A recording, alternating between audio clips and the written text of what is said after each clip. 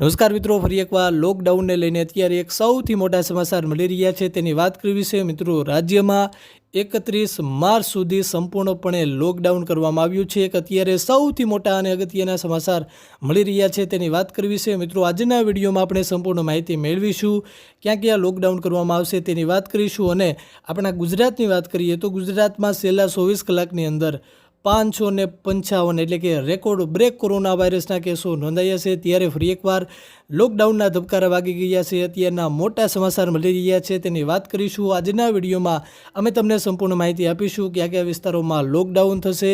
આ સંપૂર્ણ માહિતી તમને આ વિડીયોમાં મળી જશે। દોસ્તો, વિડીયો શરૂ કરતા પહેલા ખાસ આવી જ રીતે ગુજરાતના કોઈ પણ સમાચાર સૌથી પહેલા જોવા માટે નીચે લાલ કલરનું સબસ્ક્રાઇબનું બટન હશે, આપણી આ ચેનલને સબસ્ક્રાઇબ કરવાનું ભૂલશો નહીં।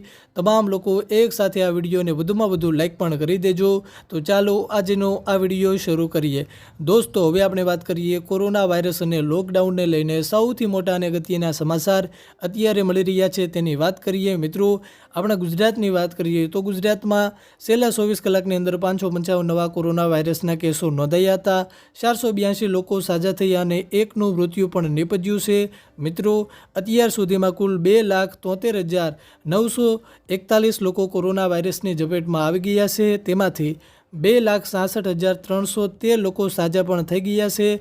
4,416 દર્દીના મૃત્યુ પણ થયા છે અને અત્યારે 3,212 દર્દીની સારવાર પણ અત્યારે શરૂ છે। હવે આપણે વાત કરીએ લોકડાઉનને લઈને સૌથી મોટા અને અગત્યના સમાચાર અત્યારે મળી રહ્યા છે તેની વાત કરીએ। દોસ્તો, લોકડાઉનની વાત કરીએ છીએ તો મુંબઈના થાણેથી શરૂઆત કરીએ। મુંબઈના થાણેમાં લોકડાઉનની પરિસ્થિતિનું નિર્માણ થયું છે।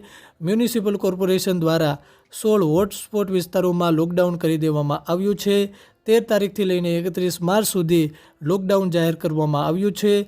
મ્યુનિસિપલ કમિશનર વિપિન શર્માએ જણાવ્યું હતું કે થાણે એવો જિલ્લો છે જે આખા મહારાષ્ટ્રની સરખામણીમાં ત્યાં કોરોના વાયરસના કેસો ખૂબ જ વધી રહ્યા છે, એટલે આ લોકડાઉનની પરિસ્થિતિનું નિર્માણ ત્યાં થયું છે। અને મહારાષ્ટ્રના મંત્રી દ્વારા એક મોટા સંકેતો પણ આપી દેવામાં આવ્યા છે કે આગામી દિવસોમાં જો આવી જ રીતે કોરોના વાયરસના કેસો વધતા રહેશે તો સંપૂર્ણ મહારાષ્ટ્રની અંદર સંપૂર્ણ લોકડાઉન કરવામાં આવી શકે છે, તેવા સંકેતો પણ મહારાષ્ટ્રના એક મંત્રી દ્વારા આપવામાં આવ્યા છે।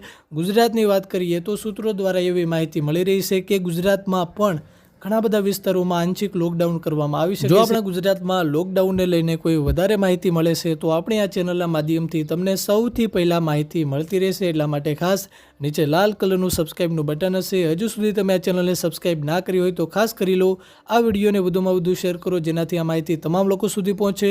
આ વિડીયોને લાઇક કરવાનું પણ ભૂલશો નહીં મિત્રો। હાલ અમને રજા આપશો। જય